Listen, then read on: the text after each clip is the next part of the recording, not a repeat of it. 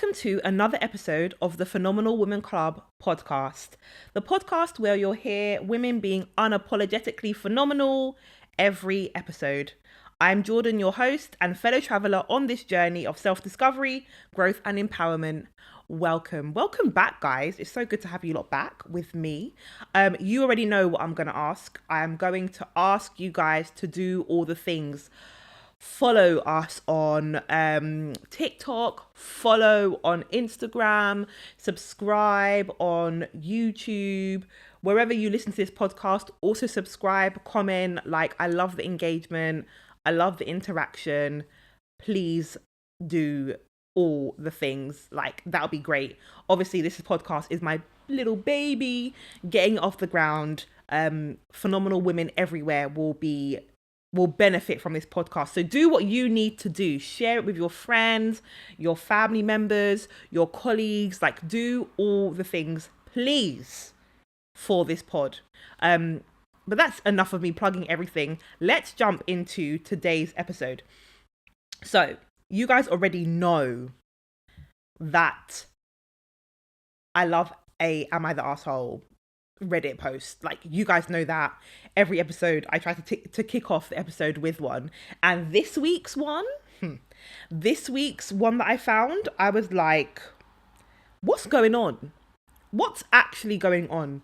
But you guys can be the judge of that because it's a madness. So I will begin. After asking for a divorce and starting proceedings, my husband, 32 male, is now begging me to take him back. What do I, 31F, do? Do you know what? When I started to get into these Reddit episodes, you know, they should be episodes. When I started to get into these Reddit forum like posts, I was always like, what does 32M mean? It means the age and the gender of the person. So yeah, my husband, 32M, is now begging me to take him back. What do I do? She is 31F. Let's go. So, hi everyone. Just wanted to preface this by saying I'm in the UK, so divorce law may be a bit different compared to the US or other countries. I like an efficient babe. Like, she's giving us the context. She's letting us understand what she's about to explain, because divorce law is actually very different everywhere. And divorce law is also very different from state to state, is what I'm learning about with the US listeners. So yeah, please comment below and let us know kind of what maybe the difference in your state is, because actually it's crazy that everywhere is very different. I, 31F, married my husband, 32M, 4 years ago, and I thought we had a solid relationship. Oh, I love that. Love. However, there's always a however. However, one night he sat me down and handed me some papers. My husband had applied for divorce. Just like that. Could you imagine being married to someone, thinking it's going really well, and one day out of the blue he hands you divorce papers? And I know that like a lot of people say I was blindsided, but it really does sound like this lady, 31F, really was. It was all going well apparently, and he hands her papers. Okay. I was totally blindsided. Look at that. I was totally blindsided and stared at the paper for ages, hoping I'd read a line saying, gotcha, or something. I just asked why, trying not to burst into tears. Oh, this is awful. What a poor babe. My husband, without looking me in the eye, because you're spineless. If you're going to be filing someone divorce papers, you better look them in the eye and tell them exactly why. My husband, without looking me in the eye, explained that over time he had just felt us growing apart, and while he still cared about me, didn't love me. That's heartbreaking. I felt so heartbroken. It's almost like this happened to me. I'm with her. I am with 31F. I am with her. Oh. I felt heartbroken, but I was also angry that he'd never spoken to me about his issue. It was like he hadn't even given me a chance to fix things. And that's the issue. I feel like there obviously needs to be a place for divorce in this country, like without a doubt. Well, everywhere. Everyone should have the option of divorce. But have you worked on the marriage before you've gone and applied for divorce? Have you even spoken about what the problems are? How can you fix something that you haven't even addressed? But he's applied for the papers. He's applied for the divorce and handed her the papers. Okay, cool. I told him that and he became defensive, telling me that was how he felt and I had to deal with it. He went to bed and I slept on the couch. Oh no. So he didn't want to work on it. He didn't want to fix it. Because I think it's very reasonable if you hand somebody divorce papers that they say, well, hold on, like, couldn't we work on this? Like, has it gone that far that we can't work on it? I don't think you can get defensive about that, but he did. Next day, I thought over it. I thought over it some more and tried to see his side. And this is what we do as women. I feel like we try to be rational and balanced, but yet we're the emotional ones. Anyway, it's true that after we got married, we were both promoted and now spend less quality time together due to work. My father is also terminally ill and I visit him every other weekend while my husband stays at home. I mean, she's got work and responsibilities. That obviously would have an impact on relationships, but that doesn't mean the relationship can't work. So I suppose I could see where he was coming from about distance. But every time we were together, it was never addressed. Still, after a few more days, I decided I didn't want to be with someone who said they did not love me and agreed to proceed with the divorce. Never let your man or anyone tell you they don't want you more than once. Who said that? I think it was Judge. Who was it? Oh, I love this. There's a judge. Oh, she's an American judge. This is going to annoy me so much. We're going to obviously carry on with the episode, but what's her name? Judge Troller. No, it's not Judge Judy. Judge Judy probably said something like that, but differently. Anyway, never let a man or anyone tell you they don't want you more than once. That's what she's done, and I love that for her. My family were sad for me, but understood. However, my mother and father-in-law both texted me long messages about giving their son a second chance. Now, see, this is where's the red flag, guy? This is a red flag because the father and mother-in-law clearly know their son is onto a good thing here, and they are sad that he's going to be single again because they understand that 31F is good for their son. The fact that her family are supporting this divorce, and supporting her, and his family are saying, please give my son a second chance, says a lot. But let's carry on. That was months ago. I'm now living in the house alone while my husband stays with his brother. Good. We've had a good relationship the entire divorce. It's been cordial and polite, which is all I can ask for it to be. At one meeting, my husband even mentioned he was going on a blind date that night. Even talking about dating other people. Oh, okay. Bold. The divorce hasn't come through yet, but we're talking about that. Okay. It hurt to hear, but at the same time, I accepted it because our relationship was as good as over. All that changed last week. Okay, let's see what happened.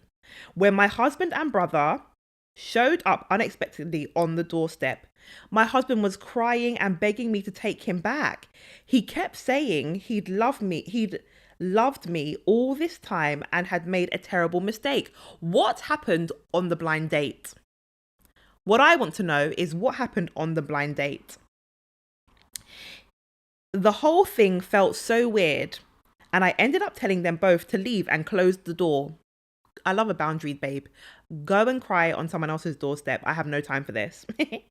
He blew up my phone with crying voicemails, leaving my best friend to suggest his blind date had dumped him. That might be true, but I have no idea. Do you see? The best friend saw it. The best friend clocked it all. Why are you, after one blind date, and actually, I bet you anything, I would put money on the fact that this blind date is somebody who, it's not a blind date. This is somebody who he had his eye on for a long time. She felt more exciting. She felt like he felt like he was, was going to have a great time over there. And actually, he's gone on a date with this woman and It hasn't worked out the way he's wanted it to, and now he's begging for her back. Shocking behavior. Shocking behavior. Since then, he's been begging non-stop for me to take him back, and that's since we haven't got a final order yet, we can still stop the proceedings. I feel insulted that after starting this, he's now turning around trying to make everything go back to how it was. How can I navigate this and get it through his head that I don't want him back? I think somebody needs to package up male audacity and sell it, because I might try and do it, because whoever is able to do it is going to make so much money. Package up male audacity and sell it somehow. I don't know how. I don't know. Maybe I need to talk to a scientist, a doctor, a therapist. I don't know how we can do this, but we need to figure out a way to do it. Because how can you file for divorce? Not even like just, I don't know, not even like threatened divorce, but you've gone to lawyers, whatever. You've had the paperwork drawn up. You've, given it to your wife. Here you go. I don't want to be with you anymore. I don't love you. Not, oh, this is happening in my life. He said the words, I don't love you. Go on a blind date, which I think there's more to that, but we'll go with the information that we have. Go on a blind date, and after the blind date, come and beg your wife back, because that hasn't worked out the way that you wanted it to. I am so pleased she is standing 10 toes down on her no. How dare you? And you know what? It is insulting. It's incredibly insulting that he would think that he could do all of that and then circle back just easy peasy. Men love to circle back. Stop. You made your choice. You can't come back. You told her, I don't love you. It's over now. And she sounds like a babe who, once you've told her something and she's processed it and it makes sense to her, that's it. We don't need to be going back and forth. That is it. And also you filed for divorce when her father is terminally ill and she's helping to care for her father. No. I really hope that she gives him no more chances. I really hope that they progress with the final, to get the final order. The divorce goes through and she lives happily ever after. Maybe she gets into a relationship with somebody who can at least discuss how he feels, and she lives happily ever after. That's what I hope. And I hope he stays dating in these streets that are currently quite treacherous, and he gets everything that he deserves. That's what I hope. Poor woman. Poor woman. So based on some feedback that I've received about the podcast, I have added a new section into the podcast, and it's called Phenomenal Woman Unfiltered. And this section of the podcast is where I deep dive into controversy or a misunderstanding surrounding a phenomenal woman. Because there's a lot that's going on. Every week there is something going on, and actually I really do want to speak about it and talk about it with you guys. So, Phenomenal Woman Unfiltered. This week we are talking about the one and only Naomi Campbell. Naomi Campbell, please come to the front of the congregation. We need to have a discussion with you at the Phenomenal Woman Conference. Please come forward. For Naomi Campbell, and you know what? I am a South London babe. Naomi Campbell is also a South London babe. She was discovered, I believe, in Stockwell, wasn't she? Stockwell or Camberwell, walking down the road. That's where she was scouted by a model agency. And now Naomi Campbell has taken the fashion, the runway industry by storm. We all know she is an absolute supermodel star. No one can take away Naomi Campbell's credentials. She's gorgeous. The woman is gorgeous. Long legs longer than me. Beautiful. absolutely beautiful. However, she has been up to some stuff. She has been up to some stuff. Let's get into it. This week, the news broke that Naomi Campbell has been banned from being a charity trustee from, I believe, a charity that she founded called Fashion for Relief. And I couldn't believe my eyes. So there's evidence that of financial misconduct at the charity that she has founded even. This charity has raised millions of pounds, and what they're saying is that a lot of the money for the charity has been used to fund the travel and the lifestyle of Naomi Campbell and other people involved in the charity. Sounds a bit like fraud to me. And she has been banned for 5 years for ever being a trustee or charity or part of a charity because of the misconduct that they found. I am so up, and it's so upsetting. It's so upsetting. So the Charity Commission did an inquiry and found all these issues in regards to the millions of pounds that has been raised. Can you imagine that? It's been spent on, I think they even list luxury hotel rooms, flights, spa treatments. She's taking the mick. What else has it been on? Consultancy payments running into hundreds of thousands of pounds were made to one of Campbell's fellow trustees, the commission said. I'm reading from The Guardian. Naomi, let's talk, because actually you founded Fashion for Relief. You founded this charity to support people, and you should understand that you are in a privileged position. People trust you, people look up to you, you are a role model to people. This is nasty work. This is not acceptable. This is not phenomenal woman behavior. No. So for 5 years, you can no longer be part of a charity trustee because of your conduct, and the money that should have been going to vulnerable people trying to get into the fashion industry, has been spent on spa trips and cars and consultancy fees. Absolutely awful. It says here that Campbell's fellow trustee, the inquiry found, received 290,000 in unauthorized consultancy fees and £26,000 a year in travel expenses from the charity. Guess how long £290,000 and £26,000 of travel fees. Guess what that money covers? A 2-year period. I would be. Thing is, I like to travel. Do not get me wrong. I love to travel. I will jump on a plane right now if somebody said, let's do it. I would struggle. I would struggle to spend £26,000 in 2 years on travel. I would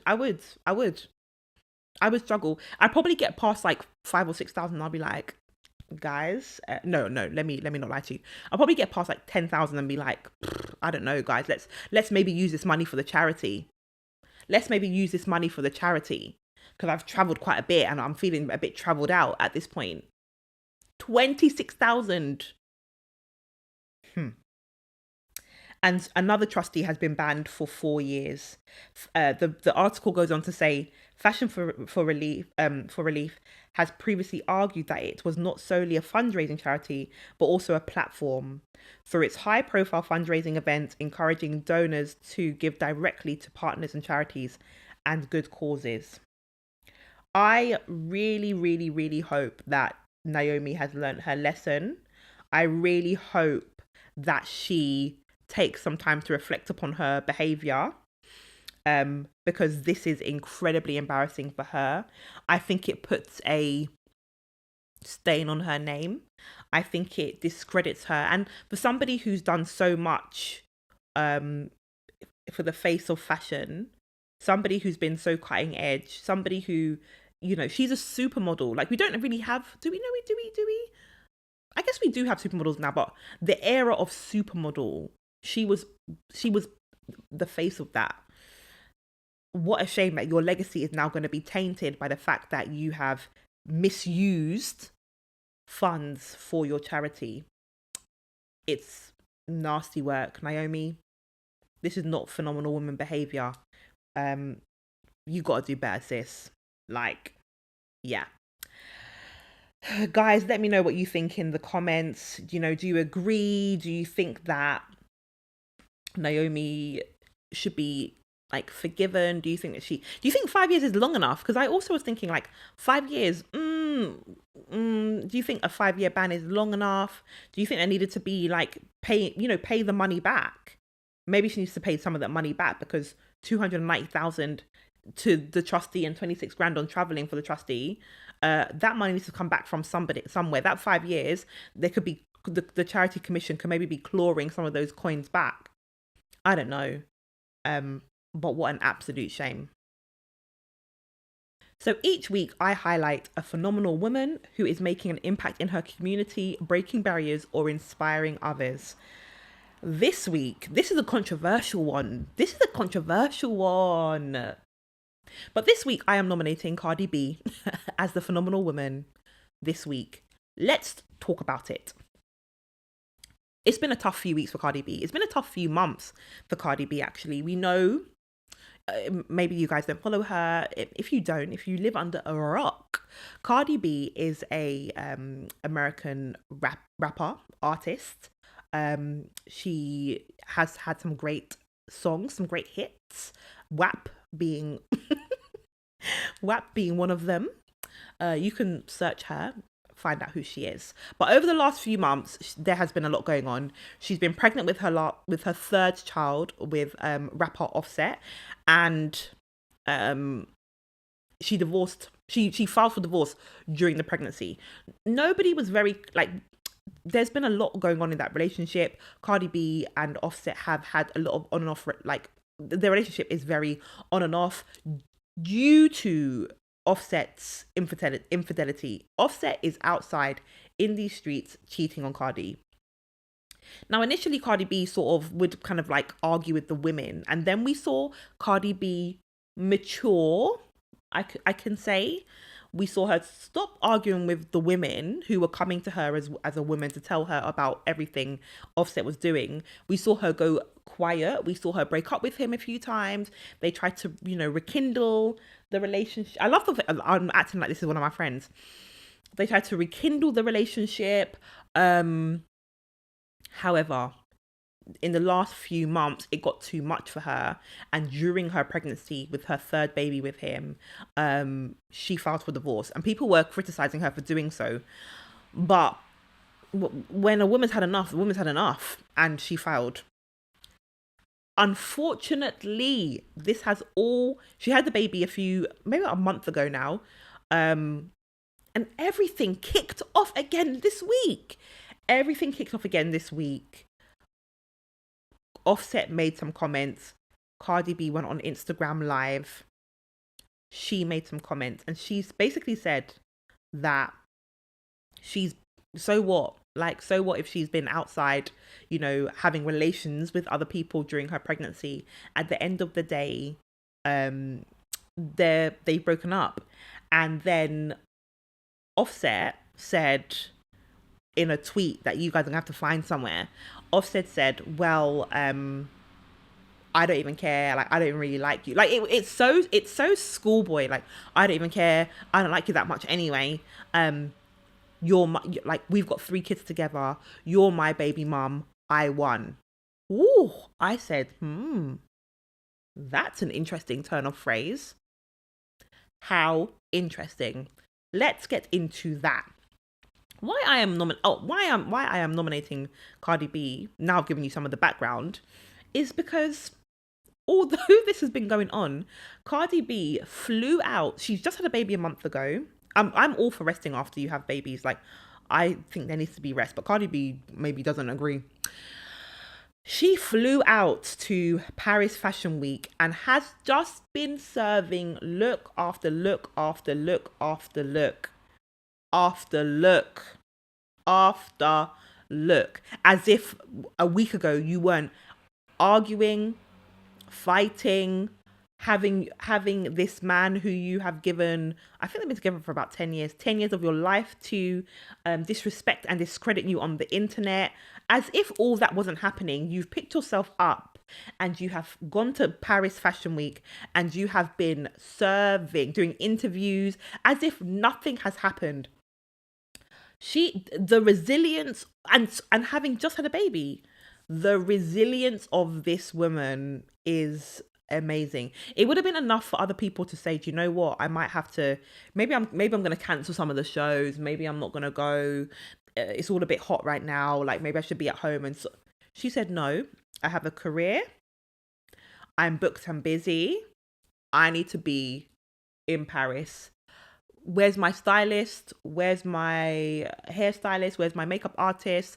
Let's sort the kids out. Let's go. And I'm assuming, I don't know the situation with the children, but I'm assuming she must have the newborn with her.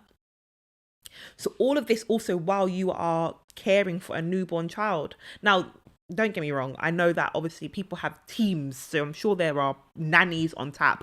I'm sure there are, all sorts going on behind the scenes to support her. But what I'm saying is that she didn't need to be there doing that. She did not need to be there doing that, but yet she has been there. Just to talk a bit about the relationship between her and Offset, and Offset's comments to her. How rude. How nasty and how rude. He has been aggressively cheating on Cardi. We've known this for a long time. It's not a secret. But to get upset that she's moved on, maybe she moved on with somebody else. Maybe she's seeing somebody else. Maybe she saw somebody else during the pregnancy. But the reason why your wife was seeing your wife, because they're not divorced yet. The reason why your wife was seeing somebody else is because you were outside cheating on her and doing all the things, cheating on her, doing all these big gestures to then get her back and then cheating on her again. It's nonsense. And I'm so pleased that Cardi B has now said, you know what, enough, no more. Now, let me add this part in. If Cardi B goes back to Offset, she will be in the Phenomenal Woman Unfiltered segment of this podcast, because I will be like, Cardi, come to the front of the congregation, babe. Let's have a talk about your decision making. But the way she has been so out and bad in Paris, I don't know. I don't see it happening. I see her moving on. I see her doing a Ciara. I see her being a Sierra. Sorry. I see her, the next person she gets with, or the next part of her career, being so good, because she's no longer having to manage the emotional entanglement with a partner who is not respecting you. She's just going to go from height to height to height. And I love that for her. So this week, Cardi B is the phenomenal woman. Now it's time for our phenomenal toolbox, where I share some incredible resources to help you feel more empowered in both your personal and professional life. I love this part of the podcast because people really get into this. Last week I recommended a book. Go and listen to last week's episode for that. And this week I'm doing the same. Clearly I'm in my reading era. Clearly I love a good book.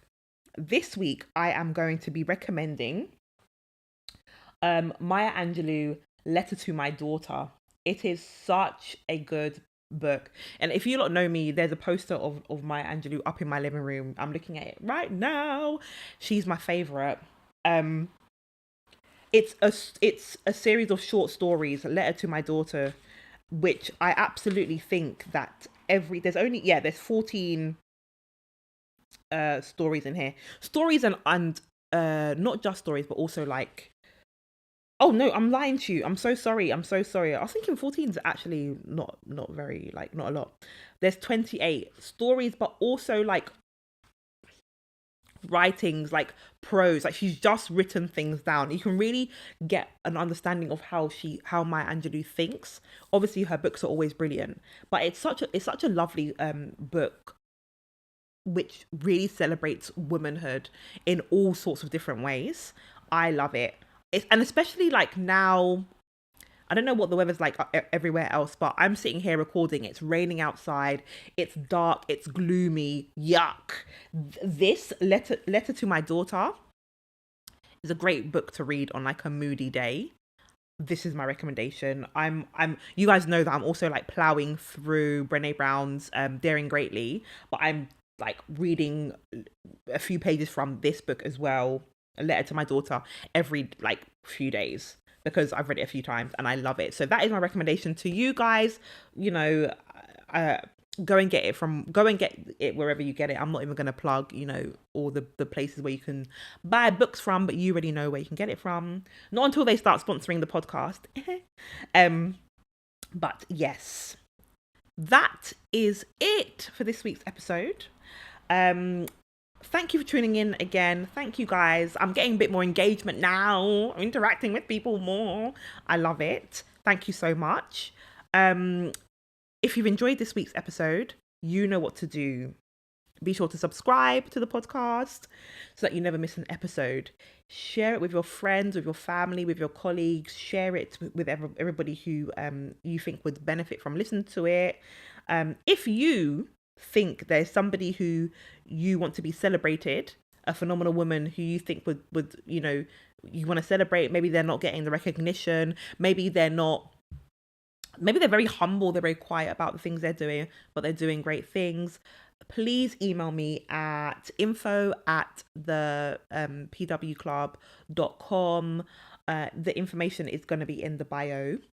And if you have any suggestions about who you want me to discuss, maybe in the Phenomenal Woman Unfiltered or the Phenomenal Woman parts of the episode, drop me an email. Like I monitor the inbox. I would love to hear from you guys. Yes, but thank you guys very much. I shall see you next week for more conversations that empower and stories that inspire. That's all for now. Bye.